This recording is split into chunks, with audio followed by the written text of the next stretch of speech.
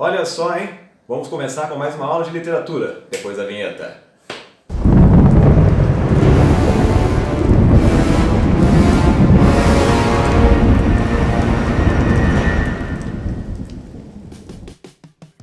Cambada, vamos começar com a nossa boa e velha aula de literatura aqui. Então, semana passada, o que foi que nós vimos? Né? Nós temos cartas escritas aqui no território brasileiro, e nós vimos também alguns poemas, redondinhas menores foram escritas pelo Anchieta, o padre, né, para poder catequizar os índios. Ele que não chamava os caras para briga, mas chamava os caras para uma conversa. Né? E vimos também aí cartas que informavam sobre o nosso território. E agora também vamos falar um pouquinho sobre essas peças de teatro. Hoje vamos fazer uma aula num formato um pouco diferente.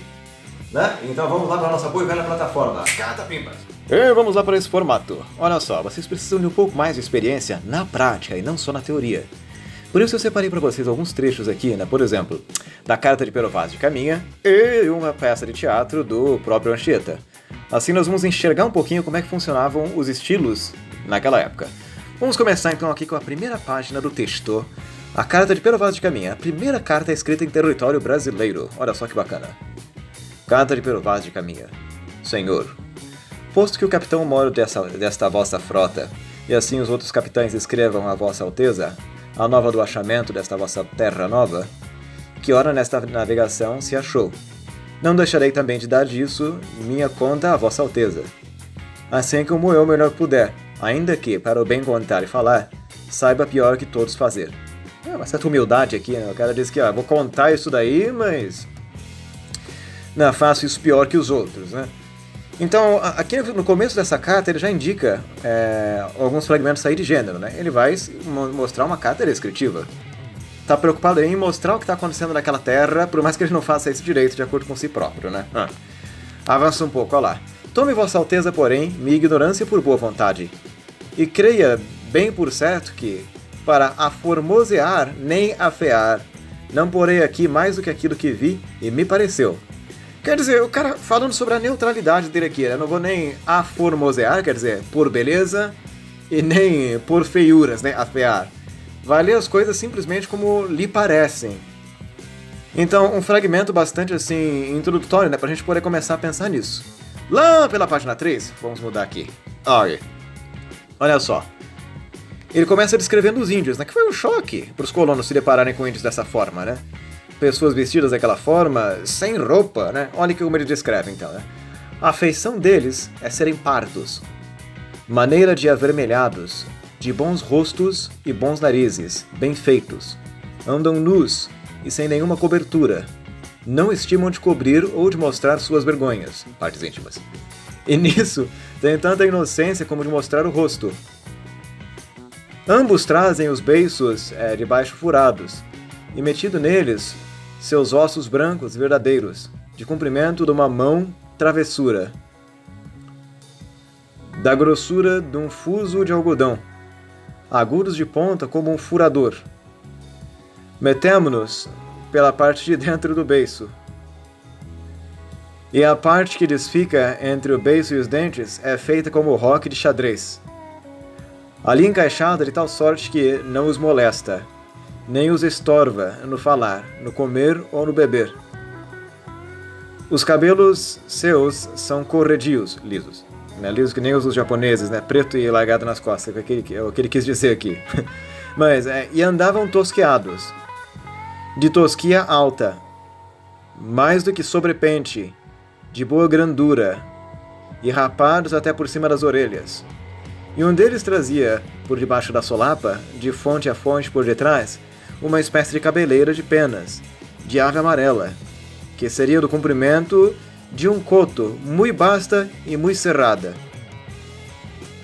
que lhe cobria o touço e as orelhas, e andava pegada aos cabelos, pena e pena, com uma confeição branda, como cera, mas não era, de maneira que a cabeleira ficava muito redonda e muito basta, e muito igual, e não fazia míngua mais lavagem para a levantar.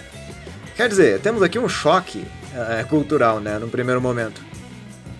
Esse seria um fragmento bastante interessante aí da Carta do Pero Vaz de Caminha. Nós vemos aqui bastante desses elementos descritivos Eu pretendo deixar na descrição do vídeo um glossário para vocês entenderem algumas palavras que podem não ter ficado claras aqui. Então, o que nós temos aqui é aquilo que eu tinha dito no primeiro vídeo. Era uma preocupação em descrever exatamente o que estava sendo visto ali. Sem mais e nem menos, né? Porque naquela época não existia WhatsApp, não existia Facebook, nem fotos, nem mensagens online, né? Era uma coisa muito mais lenta, né? A transmissão de conhecimentos. Então as cartas eram um recurso muito importante. Agora vamos lá. Tratamos desse descritivismo que eu queria que vocês vissem, e agora vamos lá pensar um pouquinho no tema religioso que aparece. Como eu havia dito lá em outra ocasião, o Padre Anchieta, ele não chamava pra briga, né? O Padre Anchieta, ele entrou numa cultura e ele tentava chamar as pessoas para um diálogo, né? E foi isso que ele fez com essa peça de teatro. Vamos lá então, toca o slide. Tema. Após a cena do martírio de São Lourenço, Guaixará chama Aimberê e Saravaia para ajudarem a perverter a aldeia. São Lourenço a defende. São Sebastião prende os demônios. Um anjo manda-os sufocarem o Décio e Valeriano. 4 companheiros acorrem para auxiliar os demônios. Os imperadores recordam façanhas quando nossa, esses nomes são difíceis. Aimbirê se aproxima. O calor que se lhe desprende dele abrasa os imperadores, que suplicam a morte. O anjo, o temor de Deus e o amor de Deus aconselham a caridade. Contrição e confiança em São Lourenço. Faz-se o enterro do santo. Meninos índios dançam. Olha que coisa interessante, né? Temos uma mescla de vários elementos aqui, né? Olha os nomes indígenas bem acentuados. Mas eles estão, assim, se casando bastante bem aqui, por exemplo, com elementos do cristianismo. Olha o anjo, olha o temor de Deus. Olha o amor de Deus. Agora, observem aqui, esses fragmentos são belíssimos. Olhem essa linguagem poética que está sendo usada aqui, né, nesse primeiro ato. Olha. Cena do martírio de São Lourenço. Cantam por Jesus, meu Salvador, que morre pelos meus pecados. Nestas brasas morro assado, com fogo do meu amor. Bom Jesus, quando te vejo na cruz por mim flagelado, eu por ti vivo e queimado. 1000 vezes morrer desejo, por teu sangue redentor, lavou minha culpa humana. Arda eu, pois nesta chama, com fogo do teu amor. O fogo do forte amor. Ai, meu Deus, com que me amas, mais me consome que as chamas. E brasas com seu calor, pois teu amor pelo meu, tais prodígios consumou, que eu, nas brasas onde estou, morro de amor pelo teu. Caros, isso é arte. Enxergar uma temática religiosa aqui?